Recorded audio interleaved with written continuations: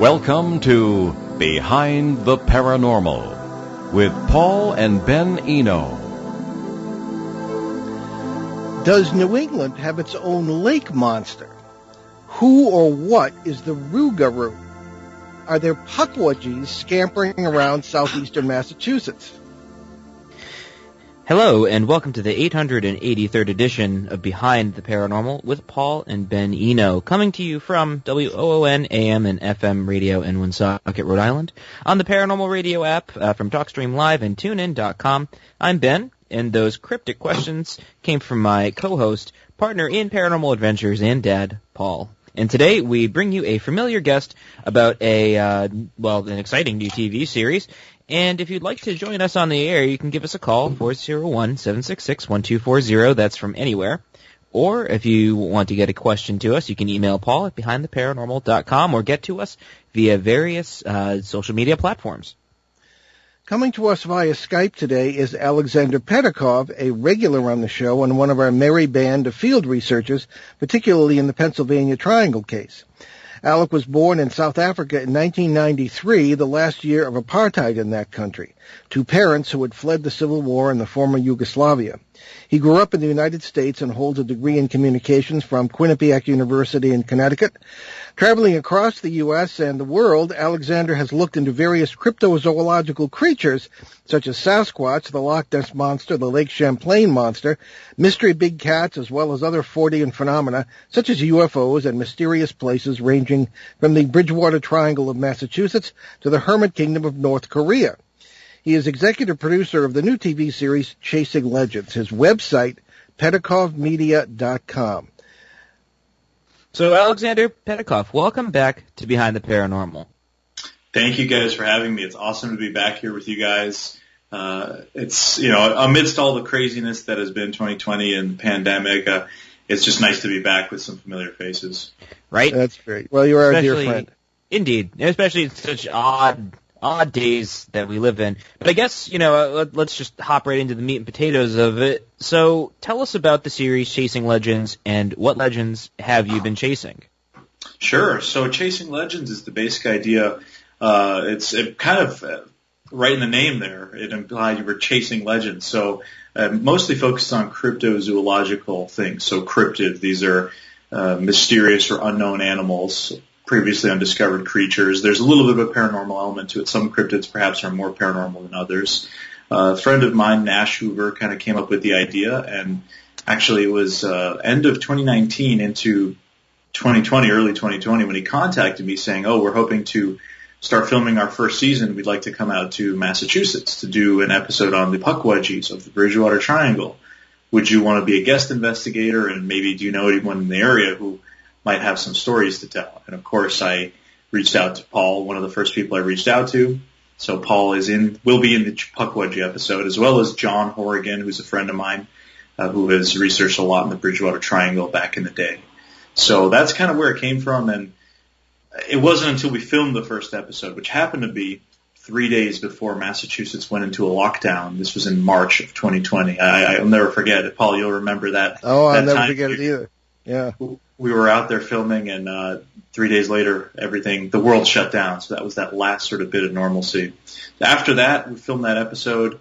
I came on as an executive producer and an investigator as well on the show. So helped put together the rest of the episodes. And the goal was to look at 4 very different mysteries across the country. Obviously, it was very difficult to do during 2020 of all years. I think this kind of thing would be hard to pull off regardless of when you do it.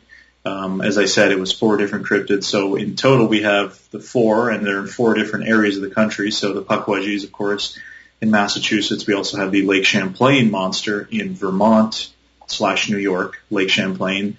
Then we have the Rougarou of Louisiana down in the Bayou country, and the Mogollon monster, which is a Bigfoot-like creature found in the Mogollon Rim of Arizona.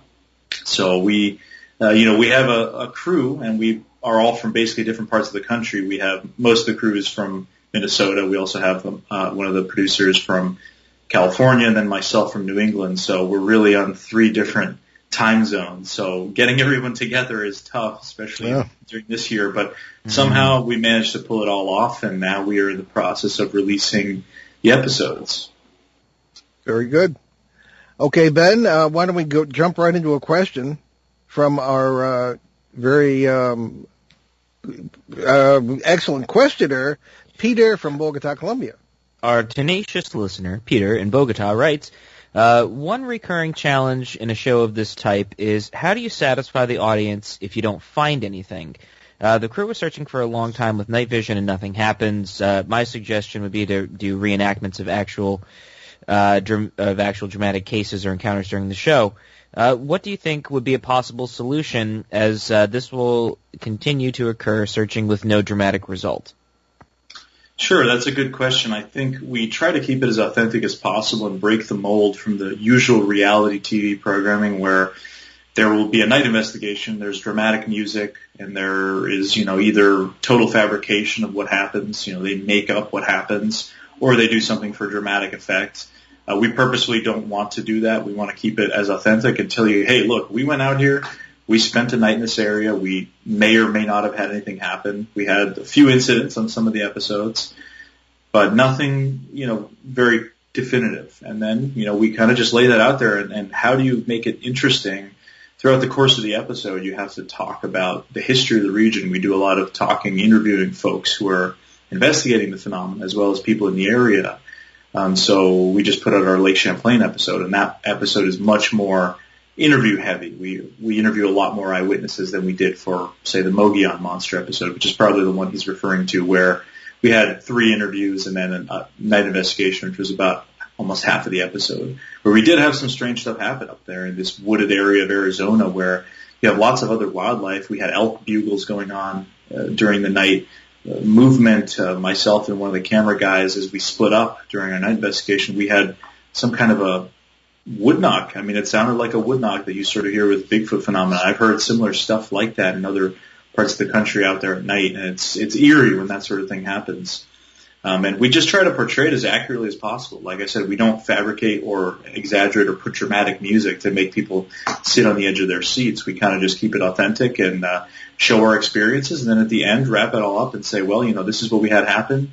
We can't necessarily close the book on this case. It may have to be revisited, and it's very hard to definitively determine whether something is real or not based off of a few days, but it kind of gets you a better idea of what may be going on.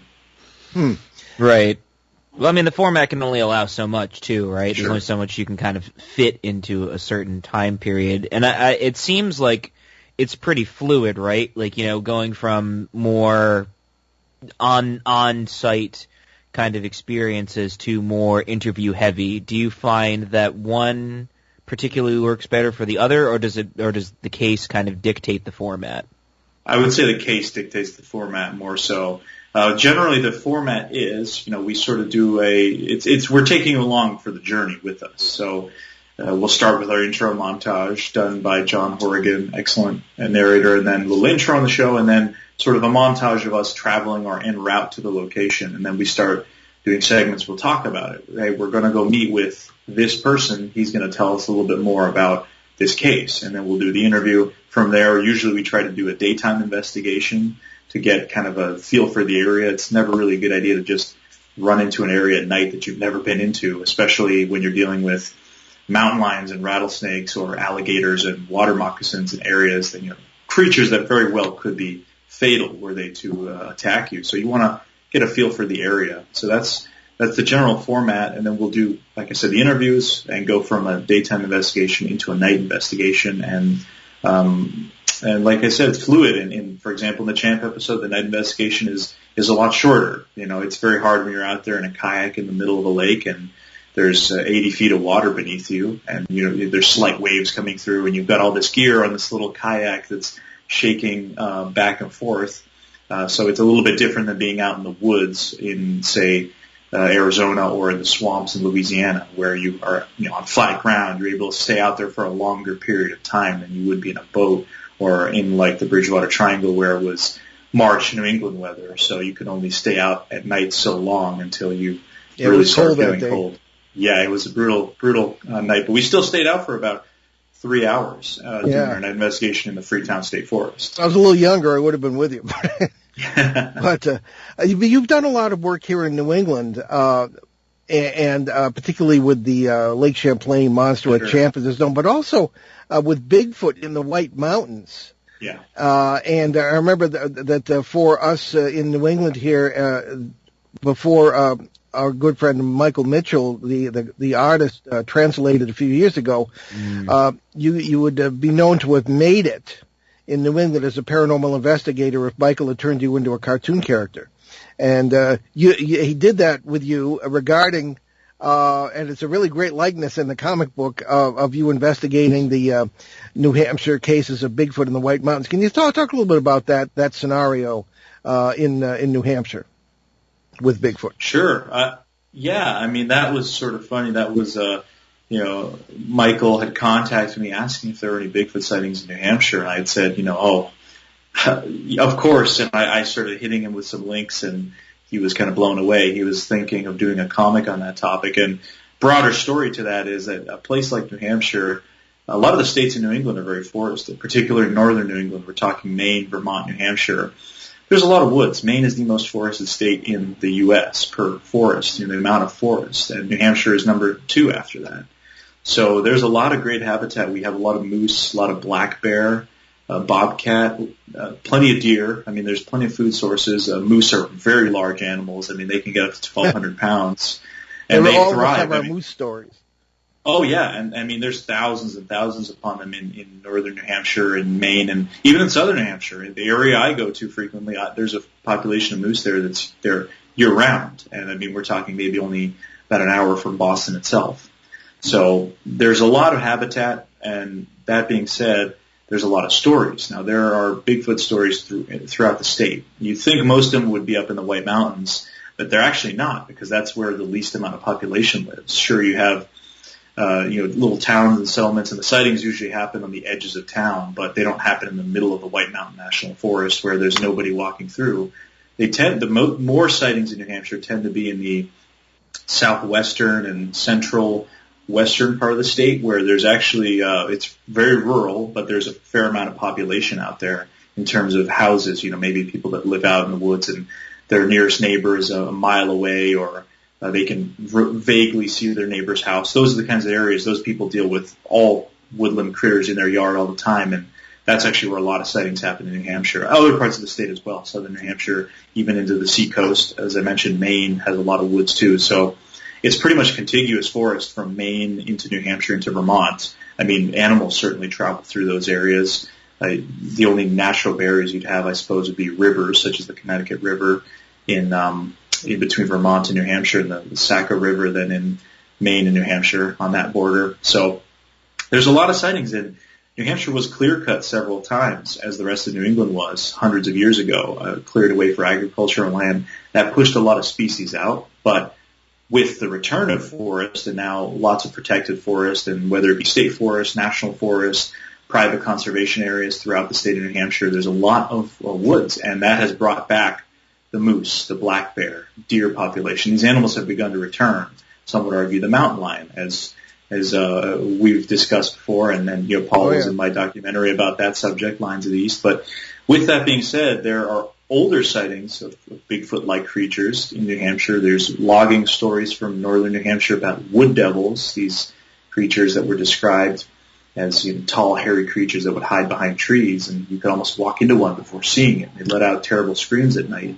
And this story is, I believe, from the end around the 1800s, mid to late 1800s, when logging was a heavy industry up there. It still is a heavy industry up there, but at that time especially, it was cities like Berlin, New Hampshire, known as the city that the trees built, because that was a logging city. You had lots of these immigrant populations moving to a place like Berlin and working in the lumber yards and the paper mills and that sort of thing. So these people were out in the woods all the time, and they would have strange stories. Now, there's one particular story which I really enjoy, which I was told by a woman at the Dover Library in Dover, New Hampshire, when I did a Granite State Bigfoot talk in January of 2020. She said that her grandfather, I believe, was a prison camp guard at a POW camp in Stark, New Hampshire, which is way in the middle of Coos County, middle of nowhere. German POWs during the Second World War were housed there and were put on logging duty, lots of other manual labor sort of stuff. There's actually a famous case where one of the inmates escaped and was captured in New York City.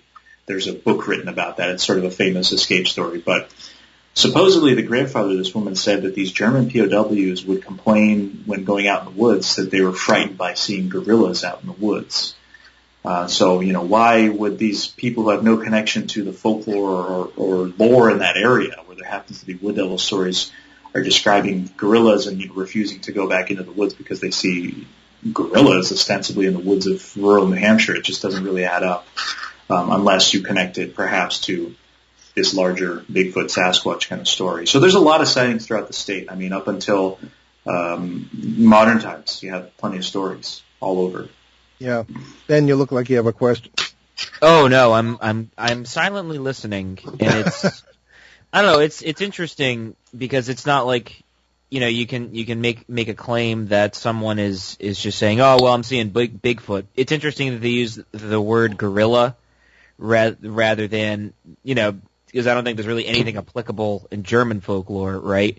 To the best of my knowledge, anyway. And it's one of those things where it's almost like a culture shock, and it's always fascinating to me, and I think you've experienced this more than enough times firsthand, just how different cultures, even in the same country, right? Because America's effectively 7 different countries kind of rolled into one, and how everybody kind of experiences the same things with different perspectives. Now, I'm going to guess that through your work, you've had the pleasure of having to see this. Now, have you found with any of your investigations so far any sort of parallels you could draw between any of them? Oh, absolutely. I think that's one of the biggest strong factors in terms of the Sasquatch phenomena is the startling amount of similarities you have between stories that people have or encounters they claim to have had in different parts of the country, even into Canada. They'll have same sort of behaviors that are being reported in New England as is in Alberta or in Arizona. I mean, it speaks to a consistency that's found with species, where you have similar behaviors, similar sort of things. So we're talking about stuff like wood knocking, where you have sticks or rocks being banged together almost in a communicative way, and that's actually something that chimpanzees use as a form of communication.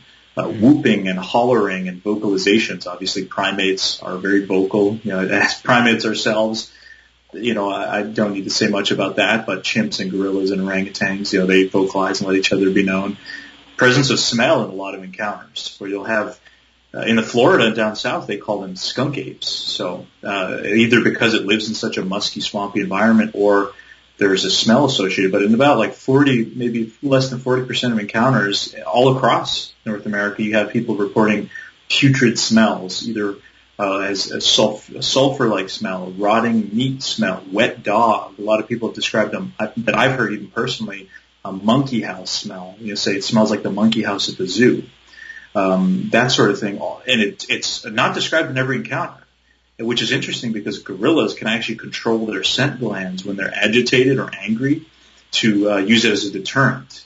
They will release that their body odor essentially. Whereas humans, we can't control it. We just sort of sting if we're not staying hygienic. But the gorillas can actually control it. So you have these behaviors that are being reported across North America, various civilizations going back centuries, even to the Native American times and the indigenous peoples, that are very reflective of known ape behaviors. In some cases, some of the behaviors reported, such as these wood knocks and some of this sort of stuff, the smell was not even known ape behavior when it was reported in North America. And it wasn't until later that we realized, well, chimps do this or gorillas can actually do this. So that is really interesting. You have tribal artwork from British Columbia and into Canada of these face masks and costumes that look like ape costumes and facial features that primatologists have looked at and said this looks like what a chimp does when it's baring its teeth or hooting.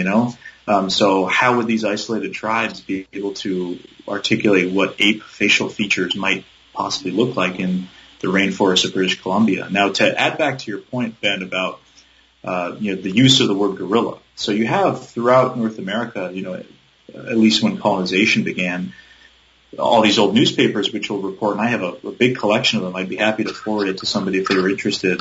of newspaper clippings talking about wild man sightings. Now, there were people back in the day that kind of lived wild and maybe became acclimated to living in the woods, and mental health was not something that was really taken seriously back then. So you can imagine people maybe that were mentally handicapped were shunned from society and lived off in the woods. You had hermits, you had mountain men, a lot of people that lived out in the woods. So certainly some of that could be the wild man sightings. But you have descriptions that describe, an 8-foot tall, hairy wild man was seen outside of town, or the Winstead wild man in Connecticut, for example, where a man and his bulldog were picking blueberries in the late 1800s and thought they saw a bear until it stood up on two legs and looked like a hairy man. And that led to a chase where people in town with rifles were trying to find this creature, or whatever it may have been. Stories of tribes of hairy wild men living in the Rocky Mountains. And these are all in these newspaper clippings from back in the day. Of course, you got to take yellow journalism into account. Was there sensationalism? Probably. But what's interesting is once gorillas became well known in the lexicon, in the sense that a creature gorilla, when it was discovered in Africa, when people were aware of what that was, then they started describing these things they were seeing in North America as gorillas. So it went from wild man to gorilla, and then you don't have the advent of the word Sasquatch really until later on. You even had the abominable snowman was a term used before Bigfoot, which was until the 1950s. So now all this stuff is referred to as Bigfoot, Sasquatch, Yeti kind of stuff.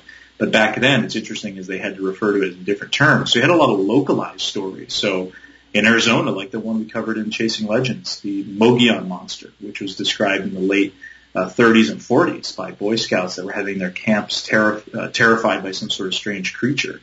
They called it the Mogollon monster. In Ohio, the Grass Man, Wood Devils. I mean, lots of localized names across the continent. Well, I remember, not to introduce levity here, but the odoriferous nature or the aromatic nature of some of these creatures brings to mind the scene from the movie Monsters Incorporated, where Mike Wazowski, the sort of giant eyeball, is going on a date, and he asks Sully, who's rather Bigfoot-like, "Oh, can I borrow your odorant?" And Sully says, "Yeah, I got wet dog and smelly garbage." So whether that happens before Bigfoot sightings, I don't know. In my particular encounter in Pennsylvania, there wasn't any great smell because I wasn't right next to him either. But regarding Pennsylvania and some of the cases you worked with us on, you've been with me in Pennsylvania with some of the rest of our group, Aleksandar, and several of us have had experiences there. We all saw the UFO that we videotaped in May of 19. And I do notice some differences regionally. Of course, you have more experience with it than I do, but in Pennsylvania, people often describe orangutan-like creatures, dropping out of trees. And right after my experience, there was the light in the tree business, and the woman who corroborated my sighting by having heard it was saying that they are sometimes in the trees.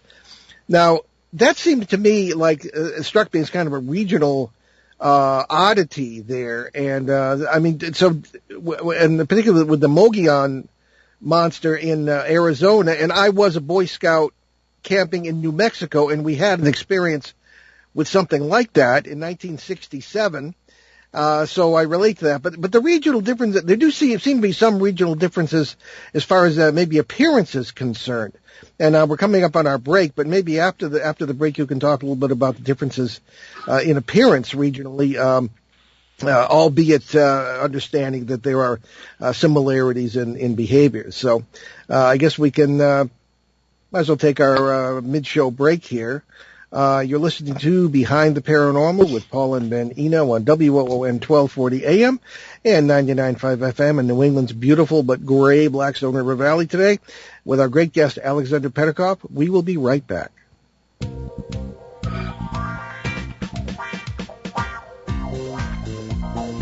The night is alive. Join us and take a walk on the weird side when you tune in to The Kingdom of Nye, hosted by Heather Wade. The finest in late-night talk. Listen live free weeknights starting at 9 p.m. Pacific Time at thekingdomofnye.com, talkstreamlive.com, and the Paranormal Radio app.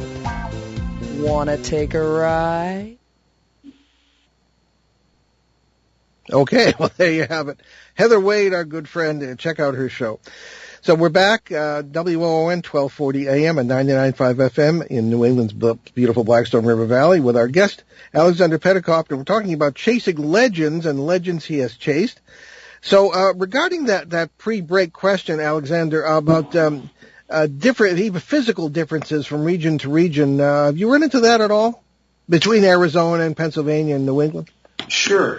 Yeah, there does seem to be some. I mean, a lot of the times, even actually one of the folks we interviewed out in Arizona who claimed to have had 2 face-to-face encounters around the Mogollon Rim said that they look different each time. That's what he described. So you can imagine if this is, say a species of some sort of higher primate, something related to us, there's very different people. I mean, you have people in different parts of the world. Obviously, skin tone is one thing, but even just physical appearances within one, country's population, you'll have people that have a bigger nose, some have smaller noses, protruding brows, different physical features that would kind of speak to just a genetic variety. So you do have some descriptions across the country and across North America, people saying it almost looked more Neanderthal-like, or it was very ape-like, or no, it looked very human-like, just covered in a lot of hair.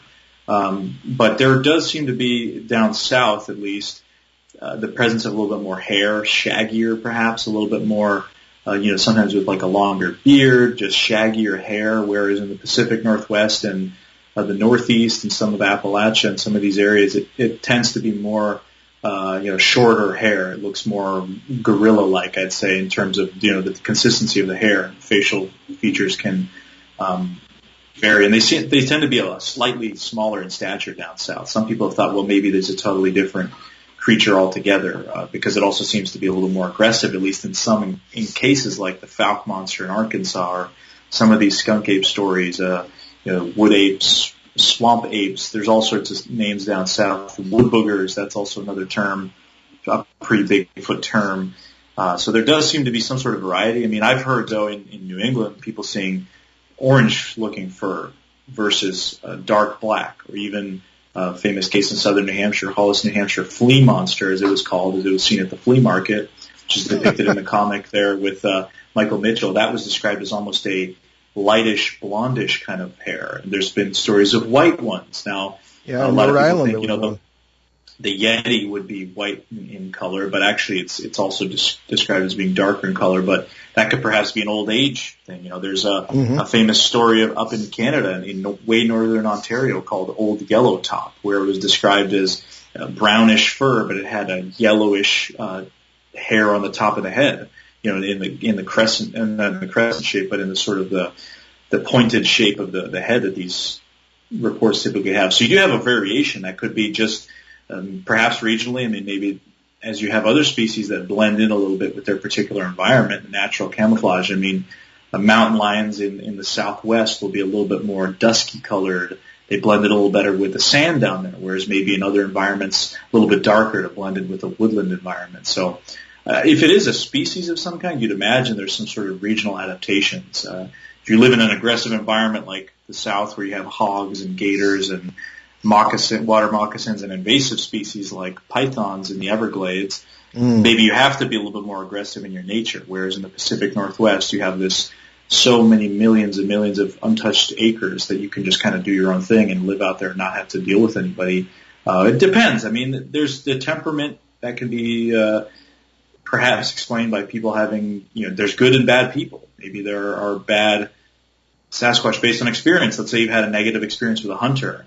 Every time you see somebody with a gun in the woods, you may throw rocks in their direction or roar and kind of make them feel unwelcome. So there's a lot of variables. There isn't really much we know. I mean, aside from the anecdotal and some physical evidence, there's still such a large body of encounters, but it's all mostly a mystery. There's no really Bigfoot experts. No, that's true. There's people with interesting theories. What about the Rougarou? That sounds vaguely canine to me. What's the Rougarou about? Sure, the Rougarou is awesome. It's basically a Cajun Louisiana werewolf. So it's very interesting. If you look at the history, it's reported as being sort of multiple different entities, I guess. Some people say, well, it can shapeshift and be other creatures. Others say it's the typical werewolf where, a person will transform into this hideous creature. Others say, well, it's it's a punishment. It's a punishment to become the Rougarou. You will turn into this sad creature that stalks the night, and you're kind of trapped in this form for a while until you're able to be freed. And others have described it as looking like just a strange wolf-like creature, not connected to people. It depends who you ask down there in Louisiana. We had, when we filmed our episode, we spoke to a man who grew up in rural South Louisiana, and said that his grandfather had claimed to have seen it while they were out there doing their oysters in the bayou, and saw this thing eating oysters, and he said it had the saddest face he'd ever seen. And then another Cajun guy we asked, who was our boat captain, said, well, my brother had seen it in that same area. It was just this large wolf-like creature that crossed the road, and he's never seen anything like that before or again.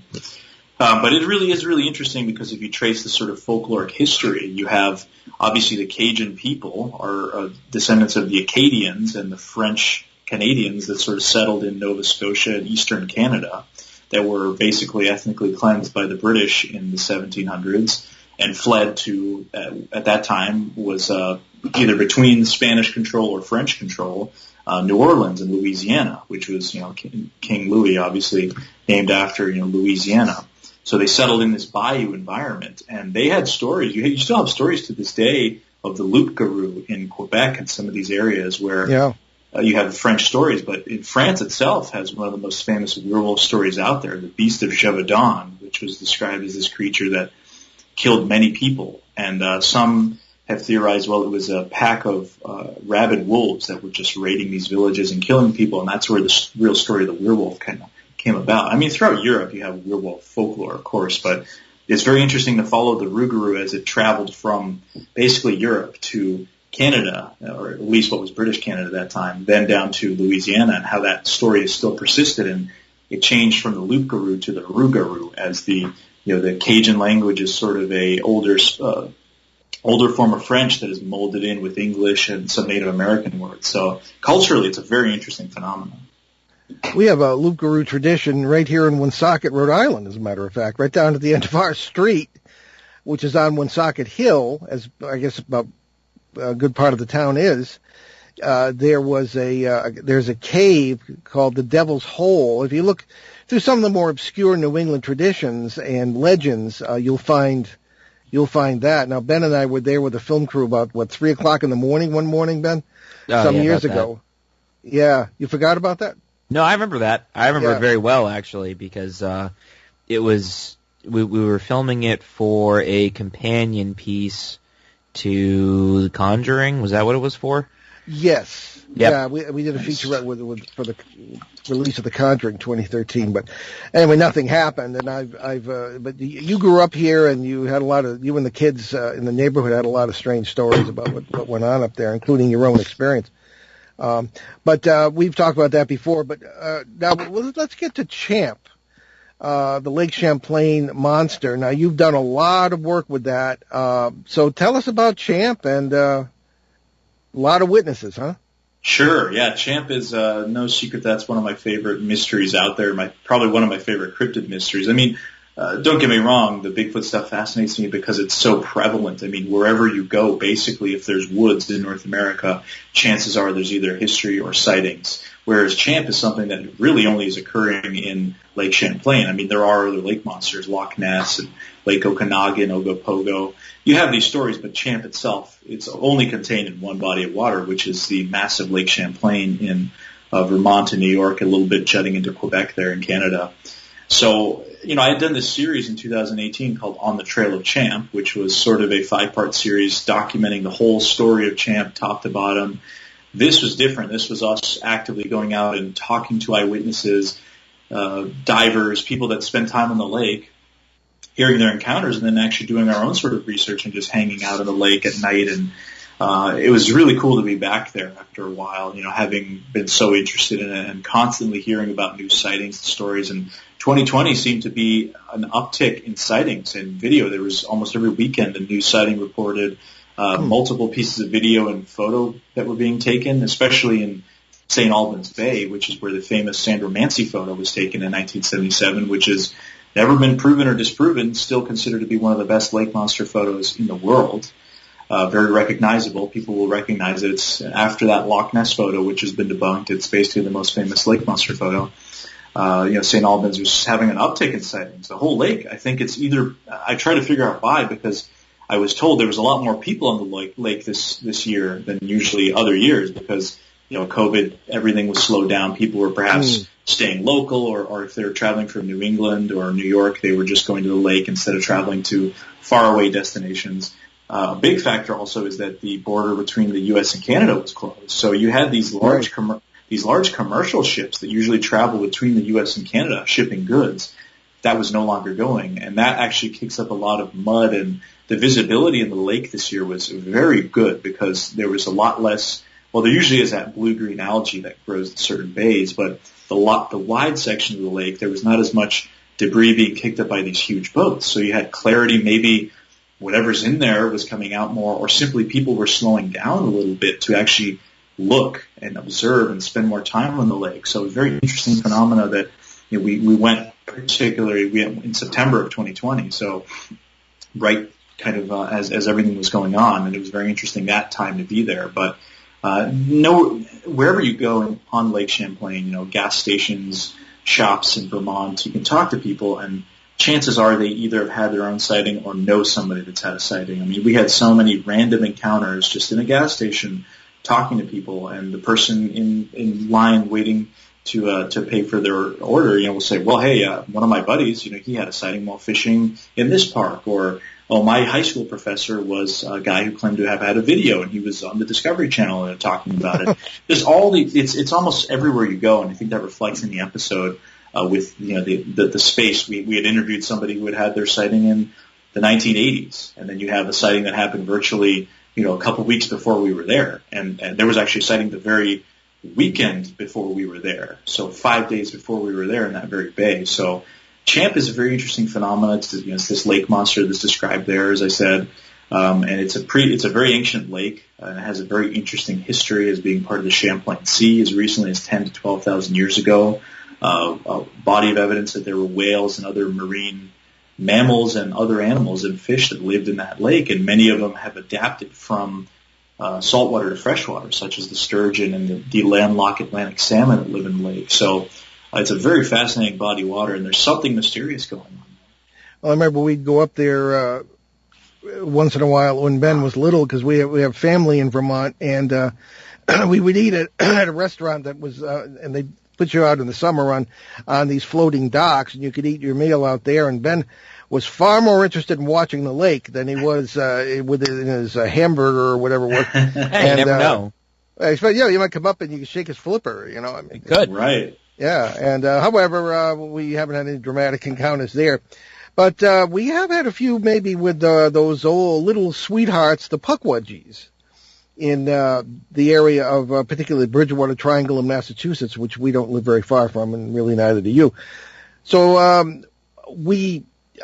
don't know if you included them in your presentation in your show that's coming out next week about the puckwudgies, but we had sent you some photographs of what appear to be small people that we got in 2010 at the very place where you interviewed me for that episode. So what's going on with the puckwudgies? Yeah, as I mentioned kind of when we first started out, that was the sort of that's how it started at all. I suppose Nash and the crew, they had wanted to investigate that for a while, and then being from Minnesota, it wasn't exactly, in walking distance or driving distance for them, so they flew out here right before everything kind of shut down. And I haven't seen the episode yet. I think I will be seeing a rough cut of that or the final within the next day or so here, and then obviously it's coming out on Friday, but I do believe that we will use those photos that you guys took. We interviewed Paul, as you mentioned, right in that spot, and what was interesting about doing that interview, it was beautiful. I mean, to set up the story, we basically had gone to the Aleksandar Ledge, which is, of course, this area that's rumored to be haunted, and there's been suicides there, as well as puckwudgie sightings in the Freetown State Forest, and we had rented out a Jeep for the production week, and I thought, why are we going to need a Jeep? We're in Massachusetts, of all places. This is, in Arizona, I could understand, but it turns out the Freetown State Forest is a great place for off-roading and mudding, and a lot of these guys, these Jeep fanatics, go out there. A lot of mud. Oh, yeah, so from the Aleksandar Ledge to driving to meet up with Paul, it took us a while because it was some very, very gnarly terrain. And as we're driving in, we're seeing Jeeps coming out that are 100% covered in mud. You know, these guys that are going out there in 5 or 6 in a row because they go out there for the weekend and just have fun. And we're driving through, and unfortunately one of our crew members got a little uneasy sitting there in the back with all the tossing and turning and wasn't feeling too well as we were doing an interview. But we did it right at the Copacut Reservoir, I believe. Beautiful, right as the sun was starting to set. And Paul noticed that there was this little structure, almost a little tiny rock structure, almost American Stonehenge-esque. So we decided after we filmed our interview with Paul to hop right over there and kind of do a little investigating, figure out what this little stone I had never seen that before. I discovered it while I was waiting for you. Yeah, which is very interesting. I mean, considering that, that's the area where he had seen these things, and there's other reportings of Pukwudgie or small people-like encounters in that area. Obviously, we weren't too far from the Wampanoag reservation area where they do their kind of yearly meeting. So, very interesting. I mean, I don't know what's going on there with the Pukwudgies, but it's an interesting story. And as we talked to people in the area, too, it seemed like they were more so familiar with the cult activity and a lot of these satanic cult and murder activity. And there's been a lot of gruesome things that happen in that forest, mafia killings, just given that it's, very close to Providence and Boston and Fall River and a lot of these areas where there's been a lot of gang and mob related activity in the past. And this was the kind of area where, these gangland murders would happen. And in addition to satanic activity and very dark stuff happening. So there's a lot going on. I think the Pukwudgie is just one part of the story of the Freetown State Forest, which is obviously then just a part of the Bridgewater Triangle lore. Yeah. Ben, you had heard some stuff about the Wampanoags hightailing it out of there. Yeah. I did hear that. But also, we actually have a caller on the line with an experience about a very large turtle that he'd like to share. Okay, by all means. Sure. Well, hello there. Welcome to WOON and Behind the Paranormal. Yes. When I was camping out at Lake Wickabog in West Brookfield, everybody kept talking about a huge turtle, but nobody ever saw it.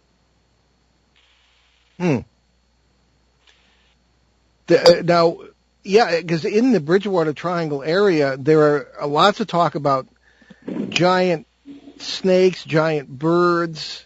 I don't know about a turtle, but there are a lot of things. It's in Worcester County. Worcester County, yeah, okay. Yes, Lake Wickabog in West Brookfield. And our family used to go camping out there. We used to rent a cottage. And all I heard was people talking about this big turtle. Wow. How? Excuse me, how? What? And I'm wondering how big. Aleksandar, why don't you take over? You probably have better questions than I have. Sure. I mean, what exactly did you see? Did you see the back of it coming out, or what? Tell us what you saw. I didn't see anything. I was just told of the legend of the lake. Oh, okay. Yeah, I mean, there's often a lot of these places in New England, and these little lakes that have these stories, and I think most of them are probably explained with something like a large turtle. I mean, you have snapping turtle that can get 3-4 feet in diameter, just the shell. People have found snapping turtle shells that are massive. I mean, these are reptiles that can live a very long time, and they essentially don't really stop growing. They can keep growing, and turtles especially can live a very long time, as can other crocodiles and alligators and other reptiles in other parts of the world. But here in New England, we just have snapping turtles. I mean, I've had times where I've been driving and suddenly we'll see a column of cars in the middle of the woods, and I'm like, why is there traffic here? There's a big snapping turtle crossing the road, and he's taking his grand old time. But there are these stories. So I think, something like Champ, I wouldn't necessarily, some people think maybe it's explained by an unexplained species of undiscovered turtle.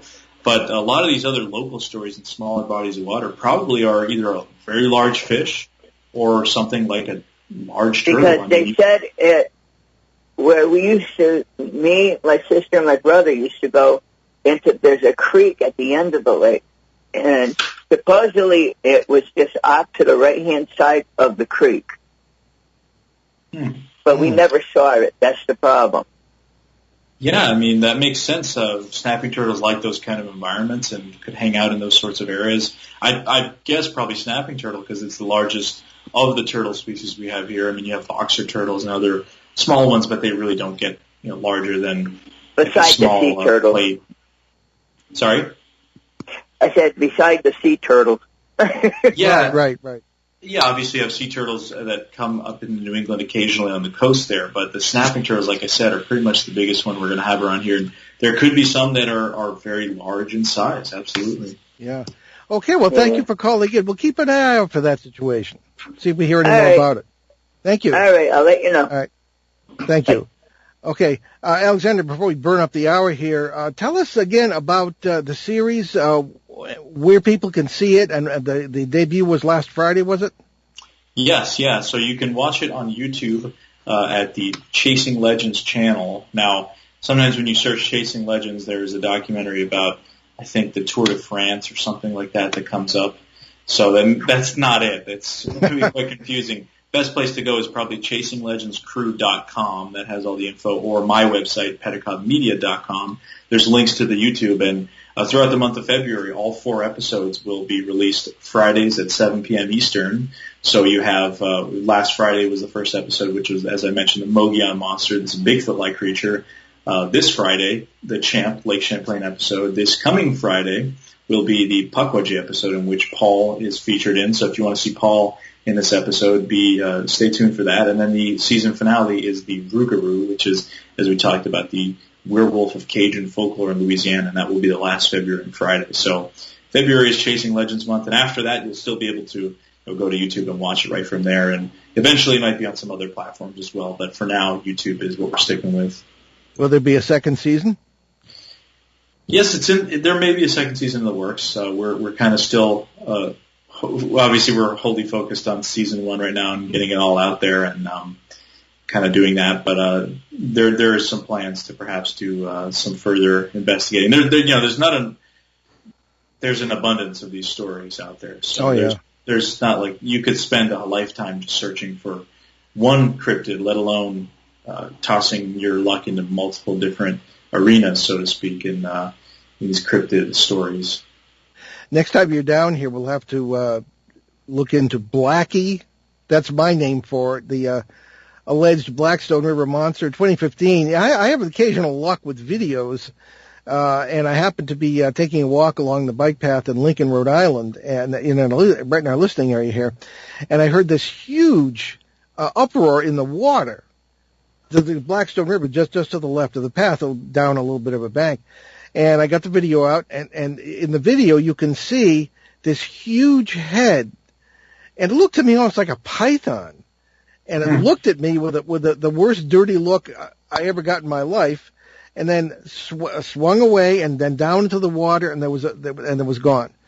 So the head of the Department of Environmental Management here in Rhode Island happens to be a friend of mine, so I sent her the video, and she and one of the state biologists didn't quite know what to make of it, and they said, well, probably a snapping turtle, as you were describing. Sure. But the pictures of that are in our book, the book Ben and I wrote in the 2016, the Behind the Paranormal.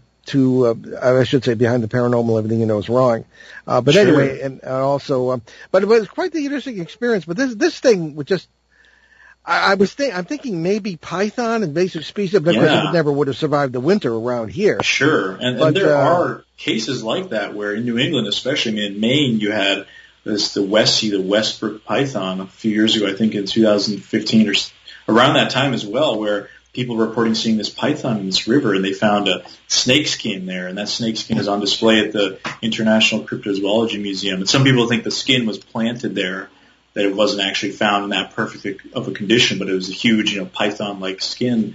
There's been alligators and lots of other strange creatures that have, been released by people that perhaps get them. Then the creature grows to a proportion they can't really deal with having it in the bathtub or at home, and they'll just release it. And most of these animals will probably die in the New England winter if not rescued. But there's been cases. I mean, of course, you have the famous urban legend of the sewer gators, that maybe one of these gators got out of the Providence sewer system and ended up in your area, and that's maybe something you might have been seeing. So that's another part of it that's definitely interesting. Out of place creatures. Why did this thing end up here?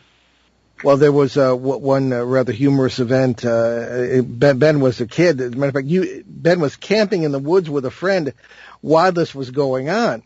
A huge python, I guess, by the name of Slinky, escaped from his domicile there, from his lair, and was running around, crawling around in the woods. And but they found him the following week, and he was a big celebrity. He came to the 4th of July parade in Chepachet, Rhode Island, and everybody gave him a big day. Oh, remember that? I forgot about that. Yeah, that was wow. Yeah, but obviously not a cryptid, certainly. No. What's your next adventure?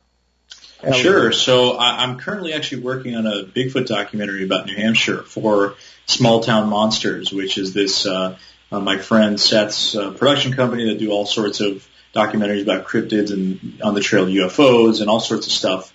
And it's going to be a documentary about this Bigfoot case in southern New Hampshire, where I've had some strange stuff happen, and as well as a property owner involved who's had some encounters. And some people might be familiar to listeners. Dave McCullough, one of the BFRO investigators from Massachusetts, was involved in following up on this case. So it's just kind of this tangled web of, when COVID started, I started heading out in the woods more often and having strange stuff happen. So it's a documentary called Beyond the Trail, and it's going to be about this Bigfoot-like encounter in southern New Hampshire. This Bigfoot case, rather, or supposed Bigfoot case, and my sort of investigation into it, as well as interviews with these BFRO investigators and the homeowner, kind of painting a picture of what's been going on there.